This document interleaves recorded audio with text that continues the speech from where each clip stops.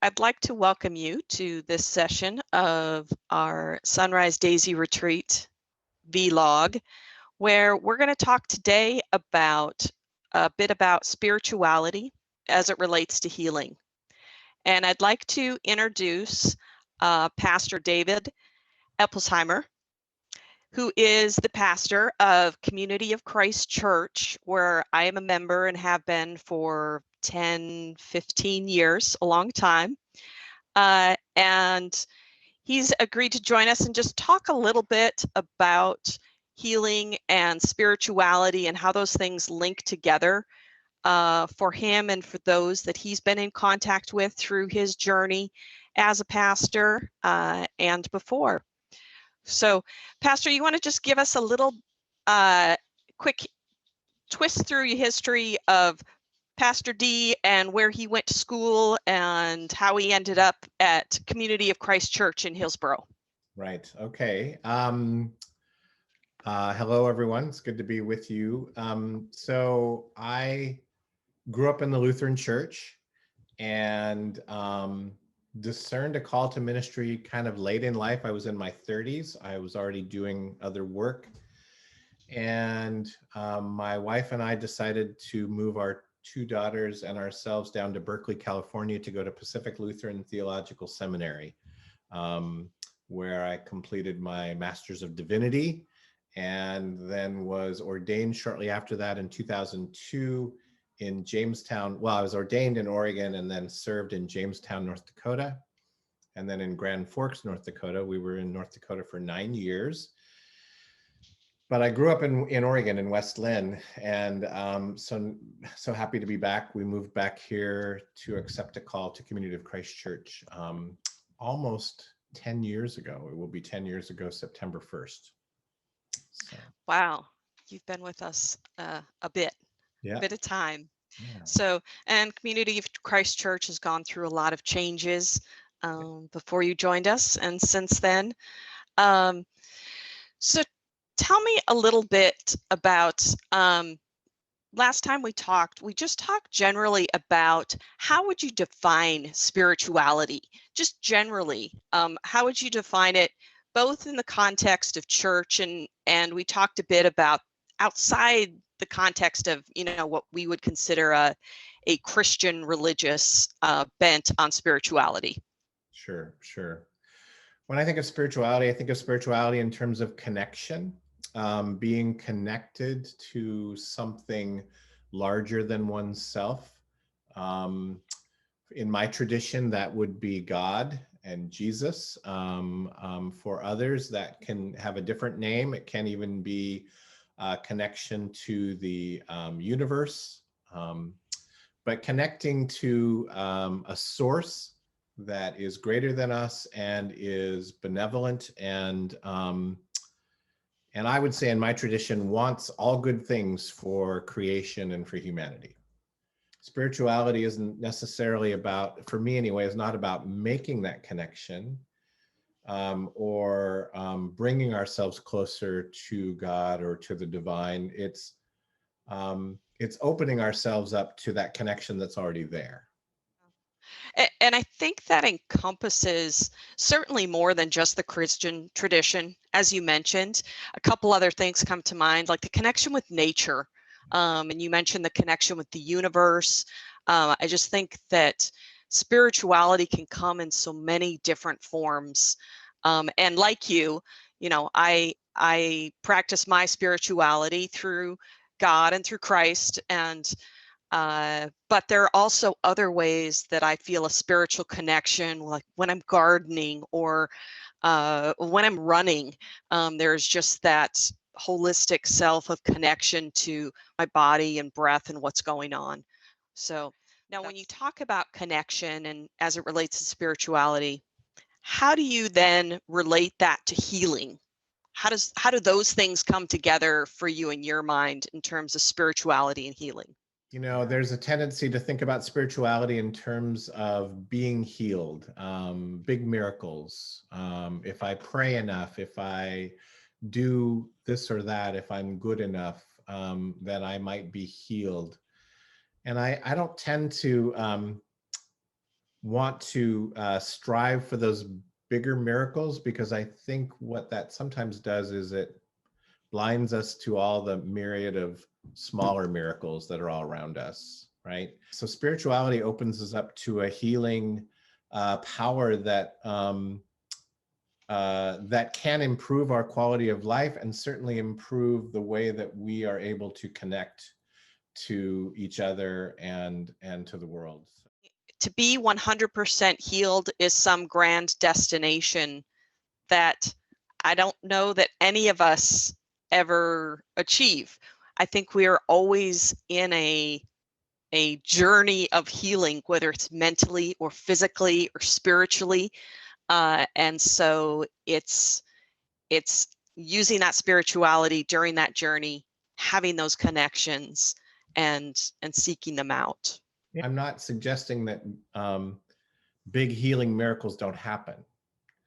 But if we put all of our all the eggs in that basket, we all have stories of people in our lives, maybe ourselves, where that healing has not taken place. And if that's what we believe is the only outcome, then we will open ourselves up to disappointment and bitterness and all kinds of ways of being in the world that are not loving and are not healthy. So to open ourselves up to where there's opportunity for love and connection in the midst of that journey can be healing. We can move forward with less fear, with less anxiety, and that just automatically, I think, has an impact on our health. So what are some ways that people can practice spirituality that goes beyond, when someone thinks of spirituality, well, just pray. You just need to pray. And that's how you can exercise and practice your spirituality. But I think there's opportunities to go beyond that typically Christian or religious tradition to practice your spirituality. What would be some examples? I think there's a traditional way that a lot of people think about prayer, which is I am going to lift up my concerns. I'm going to, ask for things, and that's a wonderful practice, right? But there's another way of thinking about prayer, which is just about opening ourselves up to listening. Less about us communicating and more about us listening. So listening for the voice of the divine, however that comes to us. So listening to one another more deeply. And so that requires taking time to be quiet, to sit still, to breathe intentionally. Breathing, we take it for granted. And I don't know about you, but I can get going and realize that I have been taking a lot of shallow breaths for a long time. And when I stop for a moment and breathe in, I can instantly feel my body relaxing. Yeah, my And watch tells me to breathe on a periodic basis. And so it just makes me pause and just take a deep breath and just pause. In our faith traditions, breath is associated with spirit. In the Hebrew, ruach means wind, breath, spirit. And so when we breathe, and this is an odd thing to talk about in the midst of COVID, right? Where we have to wear masks and we have to stay distant, and sharing another's airspace could be dangerous for us. So, with that aside, in general, we are always sharing air and spirit around us. That air that we breathe. And it's interesting to think of the ways that connects us not only to one another, but to our ancestors and, the people who have gone before us. Yeah. So to take time to notice that breath that oxygenates our blood and gives our brains and our organs what we need to survive and to thrive, um, is a spiritual practice. And especially when that spiritual practice is connected to gratitude, right? Because if we stop for a moment and just give thanks, and if you're part of a religious tradition, you can thank the divine for that, but you can also just be thankful that I am breathing air into my lungs. Yes. That is, that I have that gift that I have no control over. I Right. did not make the air. I did not Uh-huh. this body that uses air to create energy and all the things that we need. So so I would say, a couple of things are connection and gratitude. And in order, I think, in our especially very busy world, to think about a spiritual practice is to begin with stillness and quiet and listening and paying attention. Um, and then not only paying attention, but also intention, being intentional. That is, I think the differentiator is you intentionally pause, you intentionally take a moment to be thankful. Yeah. I think that is absolutely a form of spirituality. Yeah. And so to take a moment to recognize our connection to that source, to give thanks for that source, um, orients us toward hope and love. And when and so it isn't about like, oh, we have to stop doing this and this. You can't just stop something. You have to replace it with something else. Right. Right?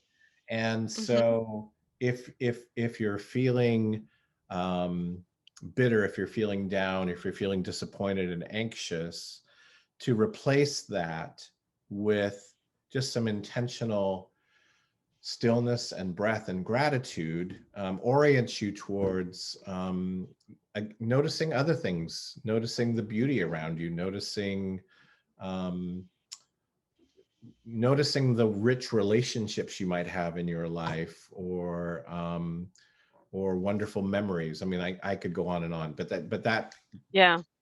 those all kind of intertwine for me in terms of spirituality.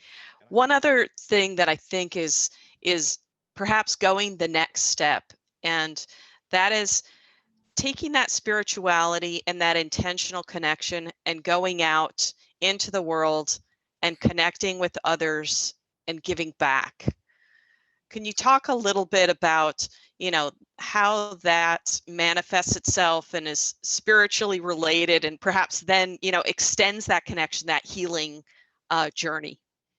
When we are inward focused, when we are anxious and fearful, um, that becomes sort of a prison of sorts for us, Yeah. and so when spiritual practices kind of open up that world for us to gratitude and love and paying attention to all the blessings and gifts that we do have, we open ourselves up Mhm. to the needs of others, and we recognize that the suffering, the